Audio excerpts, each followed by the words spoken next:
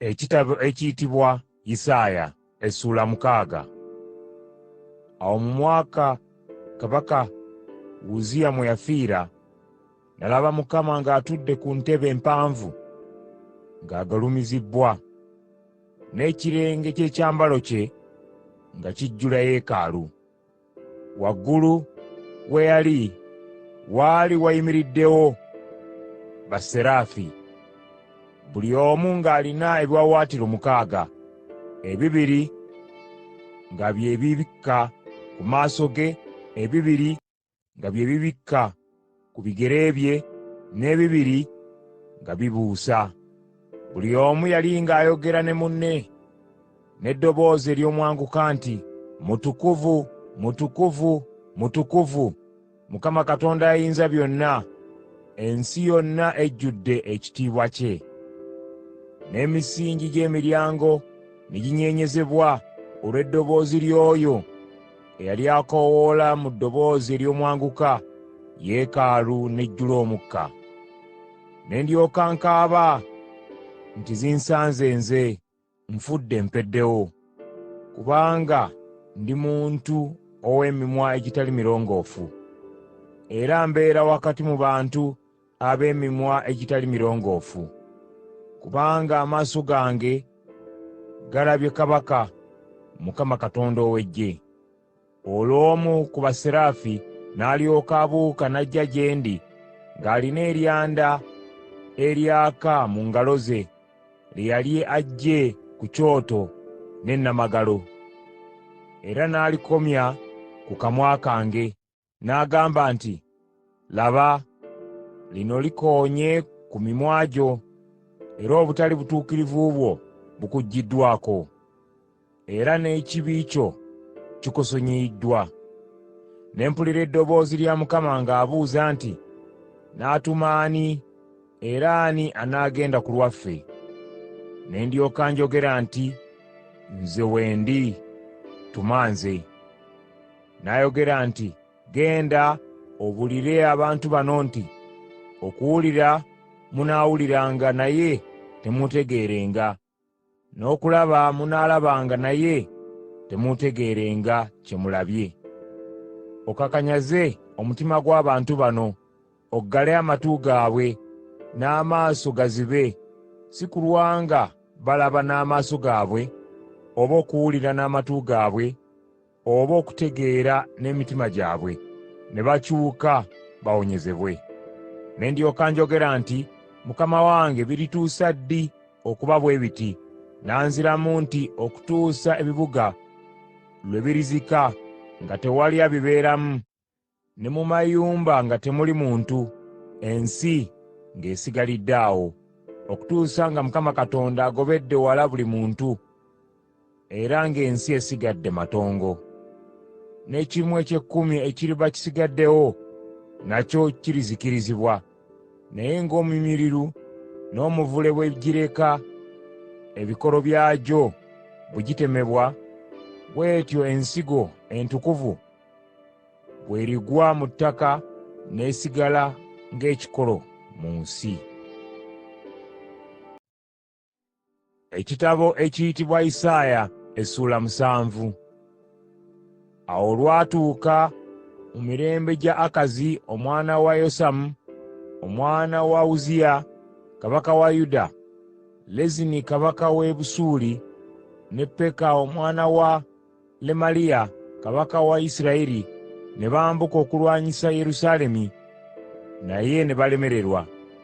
Amawulire bwe gaatuuka eri kabaka wa Yuda nti Obusuuli bwegasse ne Efulayimu okubalumba, omutima gwe n'egy'abantu ba Yuda bonna ne gikankana, ne giba ng'emiti egy'omu kibira eginyeenyezebwa embuyaga.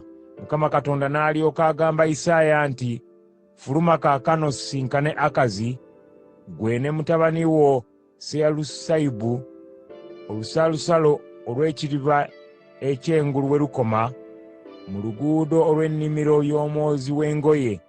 Omugambe nti, weegendereze, beera mukkakkamu, toba na kutya, omutima gwo teguggwaamu maanyi olw'emimuli gino eginyooka egiggweeredde, olw'obusungu bwa Lezini, n'obwa Obusuuli, n'obw'omwana wa Lemaliya obubuubuuka.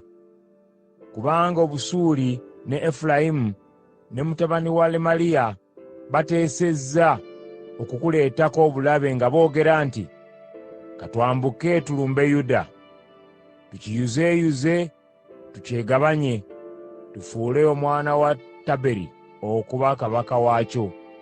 Bw'ati bw'ayogera Mukama Katonda nti, “Ekyo tekiibeewo era tekirituukirira, kubanga Ddamasiko ge maanyi ga Busuuli, era ne Lezini ge maanyi ga Ddamasiko. Mu bbanga lya myaka 65 Efulayimu kiribetentebwatentebwa nga tekikyali ggwanga, ne Samaliya ge maanyi ga Efulayimu, era mutabani wa Lemaliya ge maanyi ga Samaliya. Bwe mutalinywerera mu kukkiriza kwammwe, ddala temuliyimirira n'akatono.” Mukama Katonda n'addamu n'agamba Akazi nti, “Saba Mukama Katonda wo akabonero, ne bwe kanaaba mu buziba, oba mu magombe, oba mu bwengula.” Naye Akazi n'agamba nti, “Sijja kusaba kabonero, sijja kugezesa Mukama Katonda.” Isaaya n'ayogera nti, “Muwulire mmwe kaakano, mmwe ennyumba ya Dawudi, okugezesa abantu tekibamala?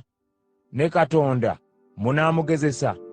Noolwekyo Mukama Katonda yennyini kyaliva abawa akabonero.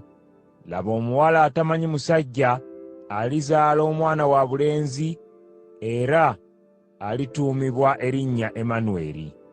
Bw'alituuka okwawula ekirungi n'ekibi, aliba alya muzigo na mubisi gwa njuki.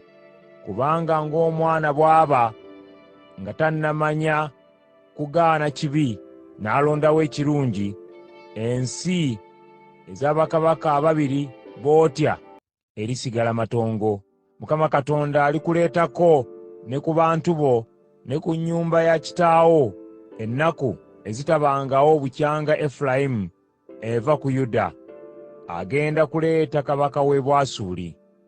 Olunaku olwo nga lutuuse, Mukama Katonda alikoowoola ensowera eri mu bifo eby'ewala eby'emigga egy'e Misiri, n'enjuki eri mu nsi y'e Bwasuli. Era byonna birijja bituule mu biwonvu ebyazika, ne mu njatika z'omu mayinja, ku maggwa ne ku malundiro gonna. Ku lunaku luli Mukama alimwesa akawembe akapangisiddwa emitala w'emigga, ye kabaka w'e Bwasuli, kamuwe omutwe n'obwoya bw'oku magulu, kasalireko ddala n'ekirevu. Newankubadde mu nnaku ezo ng'omuntu alisigaza ente emu yokka n'endiga bbiri, naye olw'obungi bw'amata agabivaamu alirya ku muzigo. Kubanga buli alisigalawo mu nsi alirya muzigo na mubisi gwa njuki. Era ng'olunaku lutuuse, buli kifo awaabanga emizabbibu ng'olukumi lubalibwamu kilo 11.5 kiriba kisigaddemu myeramannyo n'amaggwa. Abantu baligendayo na busaale na mitego, kubanga ensi yonna eriba efuuse myeramannyo n'amaggwa. N'ensozi zonna ze baalimanga n'enkumbi nga tezikyatuukikako olw'okutya emyeramannyo n'amaggwa. Era kirifuuka ekifo ente n'endiga we byerundira.